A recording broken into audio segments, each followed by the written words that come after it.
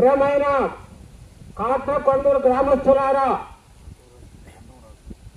ప్రభువైన యేసు క్రీస్తు వారు నేనే మార్గం, నేనే సత్యం, నేనే జీవం, ఏ భేదం లేదండి. అందరం కూడా పాపము చేసి దేవుడు మయం పొందరాబోతున్నాం. గ్రామస్తులారా, ఆ మహాదేవుడు మనము చేసిన నేరం కోసము, మనము చేసిన పాపం కోసము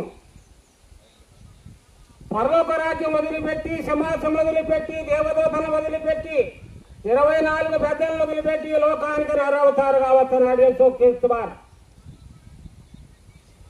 గాబ్రియేలు వారు దూతను పంపించాడు మరియమ్మ తల్లి దగ్గరికి. అమ్మా, శుభవర్తమానము, శుభవర్తమానము, లోకానికి రోగరక్ష చూడబడతాడు, దయాప్రాప్తురాలానికి శుభము కలుగును గాక. ఆ గాబ్రియేలు వారు దూత మరియమ్మ తల్లికి శుభవర్తమానం వెళ్ళిపోయినది.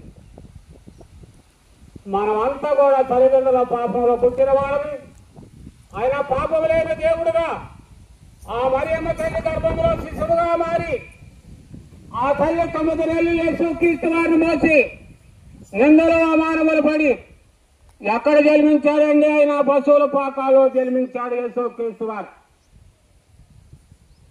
ఆయన జన్మించినప్పుడు తూర్పు దిక్కున మహానక్షత్రము జన్మించినది. చాలా మంది ప్రవర్తన పుట్టినారు, భక్తులు పుట్టినారు. ఈ చదివ నక్షత్రం ఎవరు కూడా జన్మించలేదు, కానీ యేసు క్రీస్తు వారు ఒక్కడికి మహానక్షత్రము జన్మించినది. ఆ నక్షత్రాన్ని యాదవరాజులు జ్ఞానులు చూసినారు.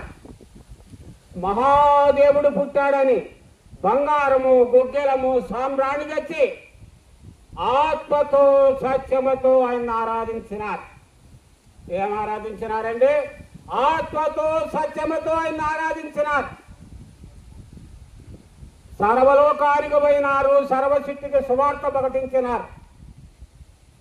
ఈ లోకానికి బాలుడుగా, కుమారుడుగా, మానవుడుగా వచ్చి తగ్గించుకొని, తాను తగ్గించుకొని సిలువను మోసినాడు. సిలువలో వారి కాళ్ళలో గాయములు, వారి చేతుల్లో గాయములు, దొక్కలో బల్లెం పోటు, తలలో మల్ల కిరీటం ధరించాడు యేసు క్రీస్తు వారు. అమూలమైన రక్తం, పాపములైన రక్తం, పరిశుద్ధ రక్తం, శక్తి గల రక్తాన్ని తెలుగులో కారుస్తా ఉన్నాడు యేసు ప్రభువారు. చక్కన మాటలు మాట్లాడాడు యేసు ప్రభువారు తెలుగులో. తండ్రి వీళ్ళు ఏమి చేస్తున్నారో వీళ్ళకి తెలియదు నాయన, క్షమించమన్నాడు. ఎవరిని క్షమించమన్నాడండి? అధికారులు మేకులు వచ్చిన వాళ్ళు క్షమించమన్నాడు, దక్కలో బెల్లం పట్టుబడిచిన వాళ్ళు క్షమించమన్నాడు, తలలో ముళ్ళ కిరీటం ధరించిన వాళ్ళు క్షమించమన్నాడు. ఆయన జాలి గల దేవుడు, ఆదరించే దేవుడు, నడిపించే దేవుడు, పోషించే దేవుడు, కాపాడే దేవుడు. ఆయన కాపాడే దేవుడు. తండ్రి, నేను ఇచ్చిన పని అప్పచెప్పానని తండ్రి కుమారుడికి ఆత్మను అప్పచెప్పి శిలువలో చనిపోయినాడు యేసు ప్రభువారు. అంతా చీకటమయమైపోయింది గ్రామస్తులారా. ఆయన చనిపోయినప్పుడు అంతా చీకటమయం. మహాదేవుడు శిలువలో చనిపోయినాడు. ప్రపంచమంతా చీకటమయమైపోయింది. వీధిలో వచ్చినారు, మంచి సమాధి తయారు చేసినారు. సమాధిలో యేసు క్రీస్తు వారి దేహాన్ని పెంచి ఆ సమాధిలో పెట్టి పెద్ద బండనెక్కినారు. అంత బందోబస్తు, సమాధి చుట్టూ బందోబస్తు, అంతా కాపులా కాసినారు. ఎక్కడ చాడ చూద్దామని పరలోక రాజ్యము నుంచి దేవదూత వచ్చి బండలైసి అవతల పడిపోయి దేవాది దేవుడు లోకాన్ని జయించాడు, సైతాన్ని జయించాడు, మరణాన్ని జయించాడు, సమాధి జయించాడు. పరలోక రాజ్యం బాయి తండ్రి కుడి పక్కన కూర్చొని విరాపన చేశాడు.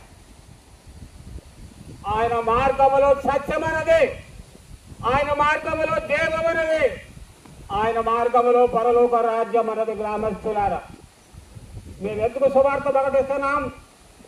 పరలోక రాజ్యానికి వెళ్తానికి, నరకానికి తప్పిస్తానికి సువార్త ప్రకటిస్తున్నాం గ్రామస్తులారా. మాది సుండూరు మండలము, ఆలపాడు గ్రామము. యేసు ప్రభువారంటే ఒప్పుకునేవాడు వాడు, బద్ధవైరంగా జీవించిన వాడు. నా శరీరానికి ఒక బలహీనత వచ్చినది, అనేక మంది డాక్టర్ దగ్గర పోయినాను, ఏ డాక్టర్ కూడా నన్ను బాగు చేయలేదు. కానీ పరమ డాక్టర్, పరమ వైద్యుడు యేసుక్రీస్తు వారు నన్ను బాగు చేస్తాడు. నిజమైన దేవుని తెలుసుకున్నాను, సత్య పరలోక రాజ్యం వెళ్తానని నిరీక్షించినాడు. రండి గ్రామస్తులారా, ఇదే అనుకూలమైన సమయము, ఇదే రక్షణ సువార్త. మీకోసం దాసుడు ప్రార్థన చేస్తాడు.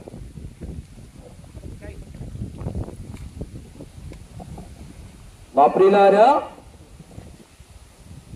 ఇంకా ప్రభువైన యేసుక్రీస్తు వారిని గురించి మీరు ఎక్కువగా తెలుసుకోవడానికి మనకు సమీపంలోనే తుమ్మపూడి గ్రామంలో మెయిన్ రోడ్ దగ్గరలోని ఆర్సిఎం స్కూల్ దగ్గర వేతనీయ ప్రార్థనా మందిరం ఉన్నది. అక్కడ ప్రతి ఆదివారము ఉదయకాలం 7 గంటల నుండి 9:30 వరకు, 10:30 నుండి 1:30 వరకు దైవారాధన కార్యక్రమాలు జరిగించబడుతూ ఉన్నాయి. వారంలో ఆయా కూడికలు జరిగించబడుతూ ఉంటున్నాయి. దైవ సేవకులు కుటుంబంగా అక్కడ ఉంటున్నారు. మీ క్షేమం కొరకై ప్రార్థన చేస్తారు, మీకు వాక్యాన్ని అందిస్తారు. మీ అందరినీ ప్రేమతో ప్రభువైన యేసుక్రీస్తు నామములో ఆహ్వానిస్తూ ఉంటున్నాం. ఈ స్థలాన్ని విడిచి వెళ్ళక ముందు మీ క్షేమము కొరకై మేము ప్రార్థన చేస్తాం. పరిశుద్ధుడైన మా తండ్రి, ఈ ప్రాంతంలో ఉన్న ప్రజలకు మీ రక్షణ సువార్తను మేము ప్రకటిస్తూ వచ్చాము. ఈ ప్రాంత ప్రజలందరూ మీ నామములో విశ్వాసం ఉంచి పాప క్షమాపణ పొంది నీతిమంతులుగా తీర్చబడి పాతాలను తప్పించుకుని పరలోకానికి వారసులుగా చేపట్టకు సహాయం చేయండి. ఈ ప్రాంతంలో ఎవరైతే అనారోగ్యంతో బాధపడుతున్నారో వారిని స్వస్థపరచండి. ఎవరైతే సమస్యలు ఇబ్బందుల్లో ఉన్నారో వారికి సహాయం చేయండి. మీ దయ చొప్పున ఈ ప్రాంతం నుంచి అనేకులను బేతనీయాకి మీరు సమకూర్చండి. ముందుకెళ్తున్న మీ సన్ని తోడుగా ఉంచమని యేసుక్రీస్తు ప్రభు నామమున ప్రార్థించి స్తుతించి వేడుకొనుచున్నాము తండ్రి. ఆమేన్.